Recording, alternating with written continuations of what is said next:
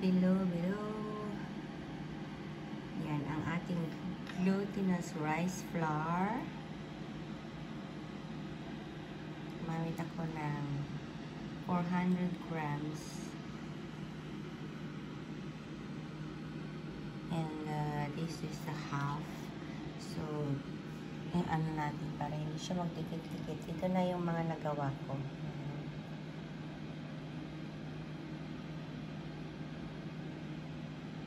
Yung isang 400 grams ito, and then half ng 400 grams gagamitin natin sa flour dyan para hindi siya magdikit-dikit.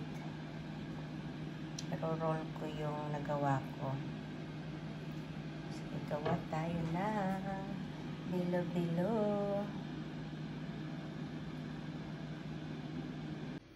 So, bumili ako sa TNT ng Philippine banana. Ayan. So, this is a frozen. So, galing Pinas. Hiniwa-hiwa ko na siya. Hiniwa-hiwa ko na. Banana. Yan, 2 pack. Oh, ang dami pala. 2 pack siya. Dami. Dami tayong banana, guys. At saka Japanese sweet potato. Napakatamis nito, guys. Itong Japanese sweet potato. Maliliit to na sweet potato. So, ito ang ating mga ingredients. So, ito ang ating sago. Ano ba ito? Tapioca pearl. So, niluto ko na to, guys. Kagabi. Ayan. Lutong-luto na siya.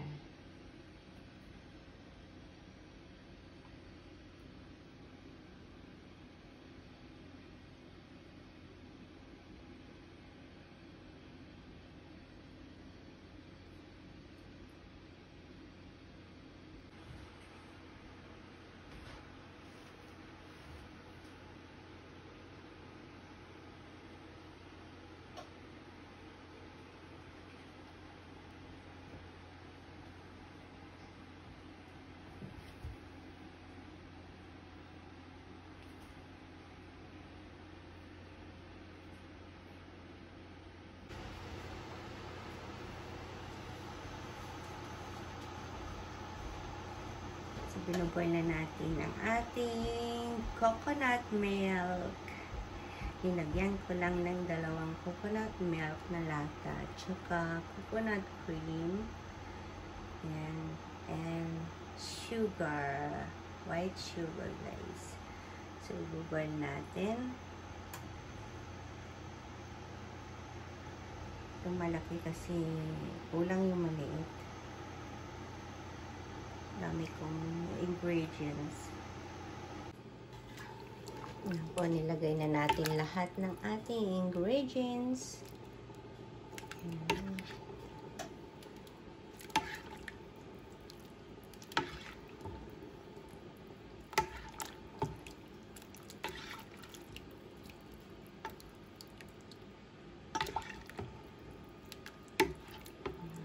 Ang dami.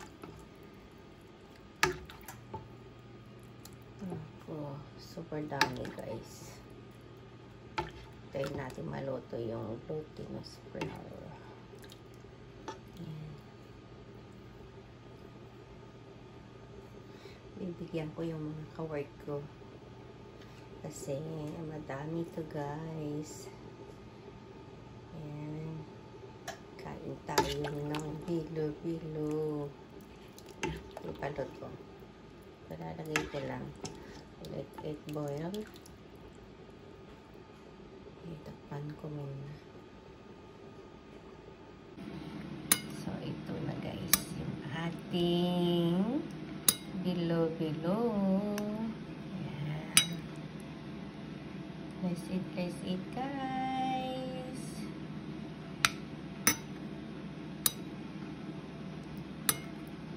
Yummy.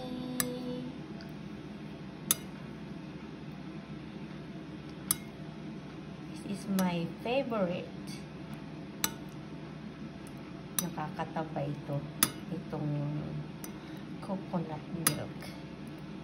I just put little sugar. Hindi masyadong matamis. Ayun na tayo.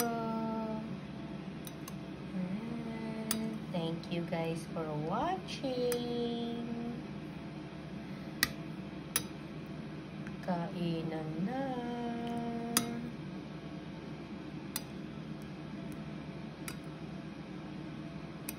Hi guys.